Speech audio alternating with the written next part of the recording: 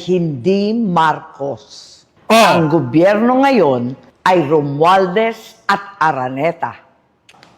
Payo ni VP, magpalit na raw ako ng apelyido. Sagot ko, Inday, hindi ko kailangan magpalit ng apelyido. Marcos ako. I'm me. Ako ay ako. Ako ay si Aimee Marcos. At kapag Marcos ka, hindi ka makikipag-alyansa sa mga politikong nagbintang, nagdiin, at umapi sa iyong pamilya. Ayon kay House Speaker Martin Romualdez, nasa seminar si Secretary General Velasco. We're not in session right now, so not much can be done, di ba?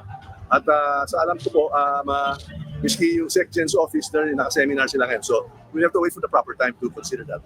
I-file 4 na araw bago ang eleksyon. Sana ho ang ating mga kababayan ay tignan hindi po kandidato ang ating presidente. Hindi nga kandidato ang presidente. Kandidato ba si BP Sara? Na pinagpailan nyo? Ha? Nagtulong-tulong ang mga dorobo para i-file ang impeachment? Di ba nakapirma ka doon? Ngayon magsasalita ka ng ganyan? Wow naman! Yes. Magandang hapon muli sa ating mga kasama. Nandito na naman si Kuya Goods nagbabalik. At syempre, kung hindi ka pa nakasubscribe sa ating channel, pa-subscribe na lang po at hit mo na rin yung bell para lagi kang updated sa ating mga video. Ano meron ngayon mga kasama? Ibang klase ho ang mababalitaan nyo at maririnig nyo. May pag-amin na ho dito mga kasama na okay, kayo na ho, bahala humusga. Mamaya-maya, pag na-play natin yung video, umamin na po si Ate Aimee. Umamin na siya, na hindi Marcos, kundi, abangan nyo mga kasama. Gusto ko maliwanagan kayo at gusto ko rin mapaintindi sa inyo, talagang meron, hindi na ho. Ang usapin na ho dito ay matindi. Ang usapin na dito, dugo sa dugo. Pero siyempre, merong balita. Kaya nga sabi ko nga sa inyo, noong nakaraang araw, ayoko muna magkomento hanggat hindi ko nakikita itong listahan. Meron na hong listahan na lumabas. Oo, yung iba, hindi matanggap. Kasi nga naman, akala nila sinuportahan yung Duterte. Ganito lang yan mga kasama. Ganito lang, sabi ko nga sa inyo, ang politika, isang maruming laro. Alam nyo bakit? Pag kayo magkakampi ngayon, magkaibigan kayo ngayon, sa susunod na panahon, magkaaway na kayo. Ganyan ang laro. Kahit kamag-anak, walang kamag-anak sa politika. Lahat nagtatalo-talo pagdating sa ganyan. Pero, siyempre, ang patunay natin dito, bilib tayo sa mga Duterte. Bakit? Sila lang naman ang tunay na nagserbisyo ng maayos sa bayan. Tama sa tama. Kaya nanghihinayang tayo at yung iba, dahil hindi nasuportahan ng isang religious group, itong Duterte. Pero huwag kayong matakot, huwag kayong mangamba at huwag kayong manghina, huwag kayong panghinaan ng loob. Dahil sa tulong nyo, at milyon-milyon tao na kasuporta kay Tatay Digong, iboto nyo yung Duterte plus 2. At meron pang usapin dito, di ba? Impeachment, kanino? Kay Bungengit. Ano nangyari sa impeachment? Ngayon hindi nila pinapansin. Hindi nila pinapansin ngayon, baliwala na lang, binawalang bahala. Naku po, huwag kayong magwalang bahala. Baka mamaya magulat kayo eh. Lalo ka na, lulong. Lalo ka na. Baka mamaya magulat ka isang araw pagising mo. Ikaw na ang susunod, napapadala sa dahig, sabi ni Aling Ledesma. Pero yan, bago natin simulan ating talakayan ng reaksyon, likes and share, samahan mo ng subscribe at i-bell all nyo po para meron kayong notification every day. At syempre, ready ka na, i-like nyo muna yung video natin at i-share mo agad. Eto na. Nang makita natin ng video ni dating Senator Bong Revilla na siya'y nagpapasalamat at ine-endorse siya ng Iglesia ni Cristo sa pagkasenador ngayong May 2025 elections, ay tila tugma sa ating nakita nyo. Kaninang umaga, binlag natin yan. May nakapasok na basura at may nakapasok na nagbubudot. Merong pumasok na kaalyado ni Tatay Digong at may pumasok na kaalyado ni BP Sara. Pero, pag sinuma mo yan, mga kasama, nakalalamang na ho tayo dito. Uulitin natin, lamang na tayo dito ha. Pag dito, ay lahat yan nakapasok, lamang na tayo sa dalawa. Pero may nakapag-tip. Itong si Budot King, pwede nang hilutin yan. Dahil magkaibigan pala yan, sa susunod na natin pagkwentuhan yan. Sa susunod na. Ito papaliwanag ko sa inyo. Si Ma'am Pia, Nakuhang si Senador Pia Cayetano, panigurado kay BP Sara na yan. Tatay Digong na yan. Alam nyo bakit? Papaliwanag ko sa inyo. Mabuti makinig kayo. Merong sigalot ang Makati at Taguig. Yung isa, nasa partido ng Kalyansa. Nasa partido ng Kalyansa. Mainit ang usapin ng Taguig at Makati. So, pag hindi pumunta si Ate Pia sa mga Duterte, problemado ang Taguig. Hindi naman papayag na ganun-ganun na lang ni Makati itong si Taguig. So, si Pia Cayetano, pupunta yan sa mga Duterte. Si Alan, sa Duterte na yan for sure. Yung Makati, andun yan kaso hindi makakapasok. Wala pa rin mangyayari. Ngayon, eto naman si Senador Bato, nagna-number 2 to. Hindi pwedeng hindi talaga kasi malakas talaga Napakalakas mga kasama. Given na, andyan na. Senador Bongo, andyan na rin, nagna-number 1. Senator Marcoleta, pilit nililihis yung pangalan ng mga survey. Pero, anong nangyayari? Pag kinalya survey, pangalan ni Senator Marcoleta, lumulusot. Eto na. Malaking tulong din talaga ang binigay ni ni BP Sara dito kay Ate Amy at kay Camille. Malaking bagay. Bakit? Eto na yung sinasabing binubuo na yung grupo. Kaso mayroon nakapasok na isang basura. Yung isa alanganin pa. Dito pa lang, ilan to? 8. Kulang pa ng 4. Dito pa lang, lamang na ho tayo. Lamang na tayo dito meron pa tayo natitirang 7 doon sa mga senador na hindi pa tapos yung termino. Yung 4, pagpipilian pa. Yung 4, malakas ang ugong-ugong Malakas ang pangalan ng Senator Vic ni Senador Vic Rodriguez Malakas. Hindi matitibag mga kasama. Kahit saan, maisog Pilipinas, maisog international, maisog. Malakas ang pangalan. So, pasok na siya dito. Siyam na, meron pang 3. Sino pa yung napipisil nyo? Doon sa 3. Kayo ho, pag sinolid nyo yung Duterte, lamang na tayo dito. Lamang na tayo dito. Dalawa lang ang basura na papasok. Dalawa lang ang basura na makakapasok dito. Kung sakasakali. Pero, siyempre, hindi naman tayo papatalo. Kung isasolid natin yung Duterte, baka pwede magbago to. Baka mangyari to, Duterte plus 2.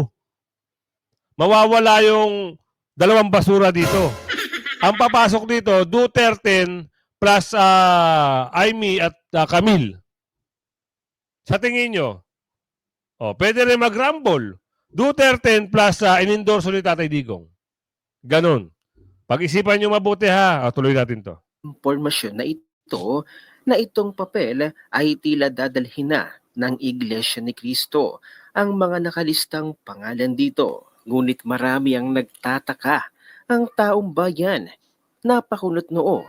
Bakit dadalhin ng Iglesia ni Cristo ang isang Bong Revilla? Bakit nga? Yan nga ang tanong. Bakit nga talaga? Bakit dadalhin? Ano kaya ang problema? Ano ang nakita nila? So ito mga kasama, kapapasok lang ho gusto ko lang ibigay sa inyo si Vice President ho dumating na sa DOJ sa preliminary investigation. Ipapakita ko lang, mabilisan lang mga kasama. Gusto ko lang kayong mabigyan ng update agad para, syempre, ito. Gusto kong interrupt muna natin itong pag-uusap dito sa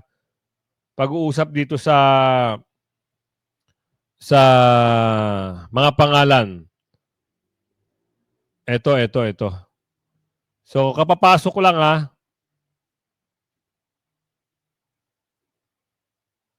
walang sounds. Naku, walang sounds mga kasama. Ayan, si Bibi Saras nasa DOJ.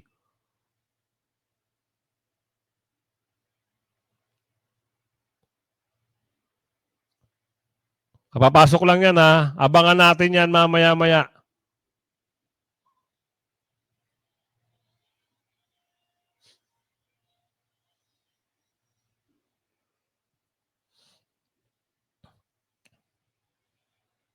Ayan yung usapin patungkol doon sa parang kaso niya, di umano, dito sa citing to sedition na pinail di umano ng NBI. Yan ata yun. Kaya abangan natin yan sa susunod na mga vlog natin. Bibigyan natin ng update at reaction yan. Pero tuloy pa tayo dito. Maganda ito tuloy mo. Poker ay tila may napagkasunduan itong si Revilla sa pagitan ng Iglesia ni Cristo. Ito daw ay baka kapalit na huwag iboto si Vice President Sara sa kanyang impeachment case. Base na Daw? Aquino, Revilla, Cayetano, Boto, Marcoleta, Marcos, sila lang, wala nang iba. Linabas na. Yes, nabigyan na kahapon. Yan palang sinend sa akin. 8 pa lang ang dadalin. Ano daw? Ulitin natin Vice President Sara Ulit. ay baka kapalit na huwag iboto si Vice President Sara sa kanyang impeachment case. Okay. Base na rin sa isa. So, parang merong pag-uusap daw, di umano, na baka pwedeng siya ay hindi bumoto sa impeachment. Kaya naipasok dito. So, maaari, baka merong usapan na rin. Pero, siyempre, mahirap din mag-kuro-kuro, mahirap din mag-conclude. Kailangan, based na tayo sa video. Kung ano yung lumalabas sa video, yun lang reaksyon na natin. Isang kaanib mismo sa Iglesia ni Cristo, 8 pangalan din ang kanyang isiniwalat at tugmang-tugma sa papel na ating inilabas noong nakaraan. Ang pangalan nila Aquino, Revilla, Cayetano, Bato, Bongo, Marcoleta, Marcos at Villar. At tila magkakatotoo din ang analysis ni Crisette Laureto Chu na tila may dadalhin sa alyansa ang Iglesia ni Cristo na tila magiging kapalit ang kontra-impeachment ni Vice President Sara.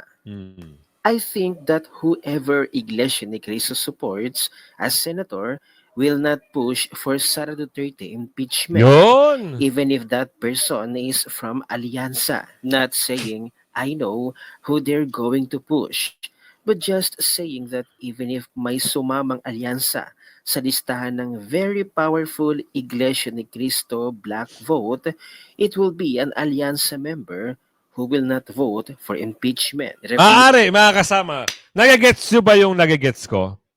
Kasi, natatandaan natin, nung hearing na umaten si BP Sara at andoon si Senador Marcoleta habang pinagtutulong-tulungan siya nitong mga durobo, natatandaan nyo ba yung asawa ni Senador Bong Revilla ang sumuporta kay Senador Marcoleta? Natatandaan nyo ba yon? So, sa tingin natin, parang nakakuha na tayo ng conclusion na hindi nga ito kumukontra sa mga Duterte. Parang nadadala lang siya kasi doon siya unang nakasapi. Oo, pero ang puso nito, mga Duterte. Oo. Parang napapansin ko lang mga kasama. Kasi hindi naman siya dadalhin ng isang grupo na yan kung hindi alam yung istorya. Gets nyo? So, wag na muna natin bigyan ng isang pangit na conclusion. Bagkos, kung ano ang maganda doon sa partido ni BP Sara na hindi siya may impeach, kailangan din nating mag-isip at sumuporta. Pero kung bibigyan nyo talaga ng solido na Duterte plus 2, mas hindi tayo mangangamba. Pero ito kasi parang strategy game ito yung laro na ito Meron silang pinasok na alyansa pero mas pumabor ang nakakarami sa Duterte. Nagigets nyo? Okay. Ipasok natin ngayon. Tuloy muna natin konti. Revilla, for example, is from Alianza, but no Revilla signed the impeachment. Excited Yon. na sa listahan. Di ba? Parang nakikitaan ito ng religious group na ito na hindi ito papabor sa impeachment. Hindi ito makikisawsaw doon sa sinasabing impeachment kay BP Sara. Pero ang alam natin, may impeachment. Sino? Eto na, nagsimula na nga Baka ang kasunod ng impeachment kay BP Sara, lalaki naman daw di umano ang sunod na hayan na impeachment. Eto na nga, lumalabas na sa tawas, lumalabas na sa hula. Ano ang susunod ng presidente at sino? Babae daw ho. Tuloy natin to. Walang tumanggap sa impeachment complaint na iniendorso ng Duterte Youth Party List laban kay President Ferdinand Marcos. Wala palagang tatanggap kasi nakabakasyon ng mga dorobo. Pagbalik, abangan nyo. Abangan nyo yung 10 senador na plus 2, sigurado. At yung mga bagong halal na kongresista na mabubuti, ayan, panigurado. May tatanggap na. Marcos Jr. Bunsod ang impeachment complaint ng pagpayag umano ni PBBM na mailipat ang isang Filipino citizen, partikular na si dating Pangulong Rodrigo Duterte sa kamay ng mga banyaga. Napakaraming Pilipino ang naghahanap ng kasagutan kung bakit isang Pilipino ay sinorender sa mga dayuhan. Ang fina-file natin ditong articles of impeachment is a culpable violation of the Constitution. Dinala ang reklamo sa tanggapan ni House Secretary General Reginald Velasco araw ng Huwebes, May 8, 2025. Pero wala sa kanyang opisina si House Secretary General Velasco dahilan para hindi tanggapin ang impeachment complaint. Ayon kay House Speaker Martin Romualdez, nasa seminar si Secretary General Velasco. We're not in session right now, so not much can be done, di ba? At sa alam ko po, miski yung Sections office na naka-seminar sila ngayon. So we have to wait for the proper time to consider that. Tila ipinagwalang bahala rin ng House Leader ang tangkang paghahain ng impeachment complaint. I really don't know. I don't know what inspired them, but kaya mo na lang sila. Ang ilang mambabatas, ipinagtataka naman ang timing ng hakbang, lalo na't ilang araw na lang bago ang midterm elections. Well, ang tanong ko lang Diyos ko po. impeachment, may 2 linggo na lang pagkabalik namin Pagkabalik daw nila. Sir, boss, amo manager. Ang tanong ba, pag natalo na kayo, makakabalik pa kayo? Sa tingin nyo mga kasama, survey tayo. Pag hindi ho binoto ito at natalo sa eleksyon, sa tingin nyo makakabalik pa kaya ang mama? Sagutin nyo yan sa comment section. Lalo-lalo na ito. Ito yung mahilig bumira kay BP Sara. Siya nga. Kahit walang ginagawa ang BP, atake ng atake, sabi ni Aling Lori. Mahilig dyan. Yan nga, hindi siya nagkakamali. Easy ka dyan ba? Di ba? Tuloy. ng session, hindi ko alam kung may saktong oras pa. Hindi ko rin nababasa yung impeachment. Pero kaduda-duda na ito po ay i-file 4 na araw bago ang eleksyon. Sana ho ang ating mga kababayan ay tignan hindi po kandidato ang ating presidente. Hindi nga kandidato ang presidente. Kandidato ba si BP Sara? Na pinagpailan nyo? Nagtulong-tulong ang mga dorobo para i-file ang impeachment? Di ba nakapirma ka doon?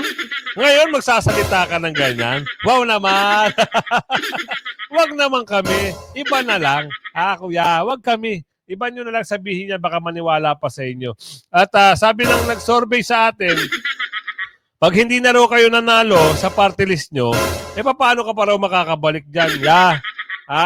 Pwede ba yun? Naku po. At bakit kailangan gawin po ito sa kanya?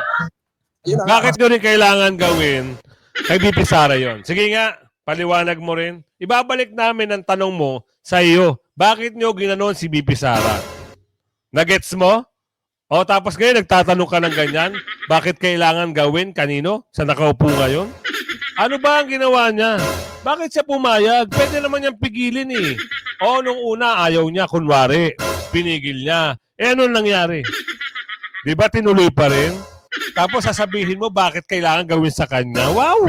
Yan naman. Oo. Pag kayo okay lang, pwedeng-pwede, malaya kayong gawin niya kay BP Sara. Pag ibang tao ang gagawa at nagkakaisa na ang ibang kababayan, sabi ni Aling Ledesma, hindi pwede. Kailangan pang questionin. Ibang klase. Kasi bakit ako kailan mag-eleksyon na? Di ba? So, distraction siguro.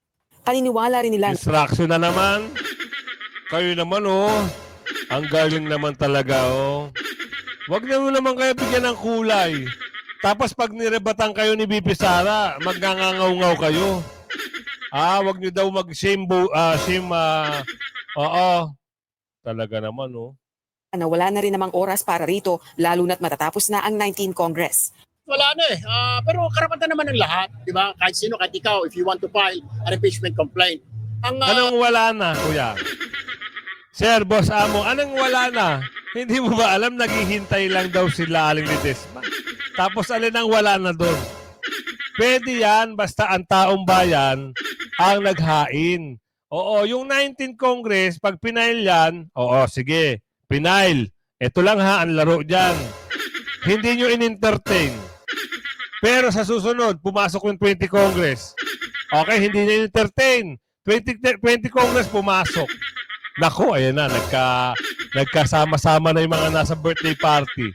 Ano ngayon ang problem? Tuloy na. Eto pa, mas maganda ito. Ang auntie nyo, Clara, sasagot na naman. Ano kaya ito? Kayo ba ay napapabilib ng auntie nyo, Clara? Ano pag-uusap dito? USEC yesterday, the couple Ronald and Marie Cardema attempted but failed to file an impeachment complaint against President Marcos on the grounds of culpable violation of the Constitution and betrayal of public trust. Pala statement, please.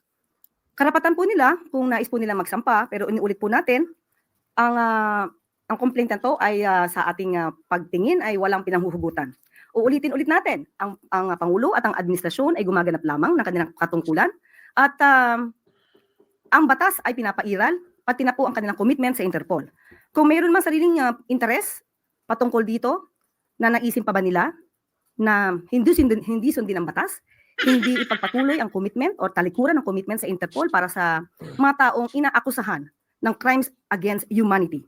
So muli, maliban po sa ginagawa po ng Duterte Youth Party List patungkol po dito, mas maganda rin po bilang mambabatas, makagawa sila ng mas maraming batas. Follow-up question, Ivan May. Election na po sa Lunes, USEC. Ultimately, ang impeachment po ay numbers game. Have you spoken to the President about this impeachment complaint? And does he remain confident that he will continue to have the numbers to keep him safe from an impeachment for the rest of his term? Sa ngayon po ay hindi pa po nababasa ng buo ang sinasabing impeachment at wala pa po tayo masasabi patungkol po dyan. Pero muli inuulit natin kung ano man po ang ginagawa ng Pangulo at ng administrasyon niya. Ayan ikaw ba, pabor ka ba doon sa, sinabi ni Auntie Clara? Kayo bahala, humusga ha. At eto na, ano ang problema ngayon dito? Ano ang problema? Naku, may pag-amin na ata si Ate Amy dito. Ang problema daw ng bansa, mamaya-maya bibigyan ko kayo niyan. Para hindi kayo malito ha. Para hindi kayo maligaw. Kasi hindi naman pala daw ang nagpapatakbo ang nakaupo ngayon. Ibang tao. What? Totoo ba yan? Ha? Pero bago yan, ipasok muna natin itong dahil sa ginawa nila kay Tatay Digong, mas lalong lumakas ang partido. Totoo naman talaga eh. Mas lalong lumakas ang mga Duterte. Kahit hindi maka Duterte ay pumunta sa Duterte dahil merong nakitang mali dito sa gobyerno, sabi ni Aling Marites. Pasok mo yan, kuya. Posible, no? Kasi pati yung mga hindi maka-Duterte, medyo nasaktan, no? Kasi Pilipino yan, eh. Sabihin mo nang hindi perpekto, no? Sabi nga ni Colonel Greg Hunasan, Sabihin na natin hindi perfecto si President Duterte, pero the mere fact na Pilipino siya, no, kahit na hindi ka maka-Duterte, alam mo ng mga Pilipino may pagka-nationalist yan no, hindi lang showy no, pero matindi yung nationalism ng mga Pilipino. Tama. Naisuko sa isang foreign country samantalang nagfa-function naman yung ating mga courts. So medyo nasaktan yung mga kababayan natin at lumakas tuloy yung tinatawag na Duterte. Prof, ano ba yung fearless forecast mo ngayong eleksyon? 3 araw na lang at eleksyon na. Ilan ba sa mga kandidato o mga kandidato ng alyansa at maging mga kandidato ng Duterte at mga independent candidates ang possible na nakikita po ninyong papasok o makakapasok sa Senado? Mag-umpisa muna tayo doon sa Duterte at babanggit na ako ng mga pangalan sa mga tingin ko mananalo no. Unang-una si Pastor Quiboloy at saka si Congressman Marcoleta. Alam niyo kung bakit? Kasi pag nag-join forces yung mga members nila, no, Iglesia at saka yung kay Pastor Quiboloy, malamang makakaabot yan sa Magic 12, ano? At si Bongo, si Bato de la Rosa, si Philip Salvador, no? Marami pa ring fans yan hanggang ngayon, ano? At si Chris Aquino nagsalita ng magaganda tungkol kay Philip Salvador. So may hatak din yan si Chris Aquino, no? At of course, si Vic Rodriguez, no? Sa tingin ko maraming followers yan, ano? Although hindi lumalabas sa mga survey, pero tandaan natin na noong nakaraang eleksyon, hindi rin lumalabas sa survey si Robin Padilla, no? Pero nagulat ang lahat, number 1 siya. So, hindi ho yan makukuha sa survey, no? Sa history ng Pilipinas, yan nga, isa pa lang sa marami na hindi lumabas sa survey, si Robin Padilla. Pero number 1. Ibig sabihin hindi reliable ang mga survey. At sa hanay naman ng alyansa, ewan ko kung may sasama pa natin sa alyansa si Amy Marcos, no? Kasi may name recall pa rin yan, tsaka marami pa rin nagmamahal sa tatay niya, no? Si Ferdinand Edralin Marcos Sr., no? Malamang mananalo yan si Amy Marcos. Pero wala na yata sa alyansa yan, ano? Pero ihanay na natin siya sa alyansa. Tapos si Tito Soto, no? Siyempre, araw-araw napapanood yung kanilang noontime show. Malaki yung exposure niya over the years sa television. So lamang siya, no? At pati sa name recall. At of course, si Ping Lacson, ano? Sa tingin ko lalabas yan si Ping Lacson, no? And sa independent naman, ito rin si Gringo Honasan, may history din to nang hindi lumalabas sa survey, pero nagugulat ang lahat na nanalo. So sa independent, sa tingin ko itong si Gringo Honasan malaki ang laban at may tsansa pa rin si Colonel Ariel Carubin at saka si Colonel Busita, no? Kasi in the case of Busita, milyon-milyon ang mga motorcycle riders dito pa lamang sa Metro Manila. Paano pa sa ibang lugar sa Pilipinas? So lahat yan malamang iboboto si Colonel Busita, no? So huwag tayo masyadong maniwala sa mga survey. At yan po yung aking fearless forecast na lalabas, ano? Opo. So Prof, ang nakikita po ninyong malaking dahilan nito, ang katulong din na mas umangat pa itong Duterte candidates kasi halos doon sa mga nabanggit mo ay mula nga dito sa mga kandidato ni dating Pangulong Rodrigo Roa Duterte. Ang nakatulong sa kanilang umangat pa ay yung pagkaka-aresto o yung pagkidnap nga. Sabi pa nga ni VP Sara, pagkidnap kay Tatay Digong o dating Pangulong Duterte papuntang The Hague, Netherlands.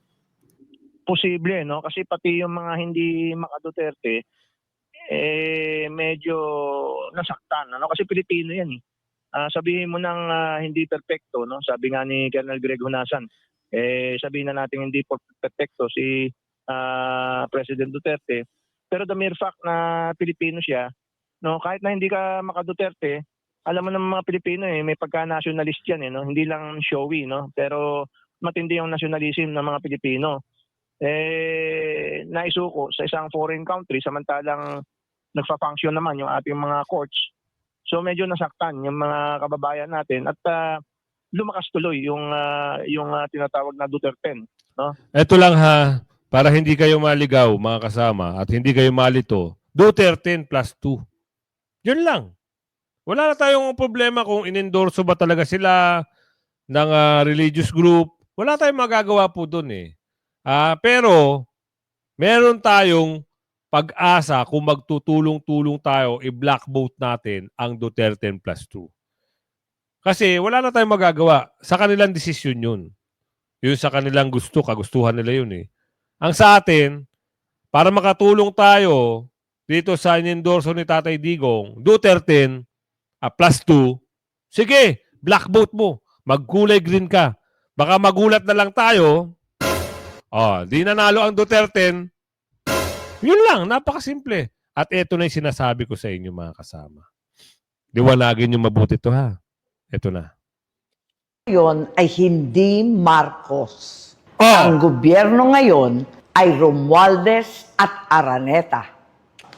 Payo ni VP, magpalit na raw ako ng apelyido. Sagot ko, Inday, hindi ko kailangan magpalit ng apelyido. Marcos ako. I'm me. Ako ay ako. Ako ay si Aimee Marcos. At kapag Marcos ka, hindi ka makikipag-alyansa sa mga politikong nagbintang, nagdiin, at umapi sa iyong pamilya. Hindi mo kakainin ang isinuka mo para lamang sa politika. Hindi ganyan ang legasiya ng aking ama. Imported na ang bigas, imported pa ang hustisya, kaya malinaw.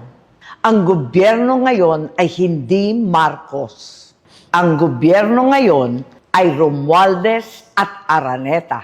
Kaya tandaan, ako ay ako. I'm me. I'm me isip, I'm me salita, I'm me gawa. Number Mga kasama, ang gobyerno ngayon, ibang tao daw. Eto umami na, si Miss Aimee. Oo. Di ba? Ibang tao ang nagpapalakad. Kaya, tutok lang kayo, i-share nyo yung video mga kasama para makarating ito sa kamag-anak nyo. At lagi kong binabanggit, Duterte plus 2, ipasok nyo lahat, huwag kayong magtatapyas para malay mo, magulat tayo. Ang dami natin, milyon-milyon tayo sumusuporta kay Tatay Digong at Bibi Sara. Magulat na lang tayo, panalo na yung Duterte. Ganun lang kasimple. Hanggang sa muli, bye-bye!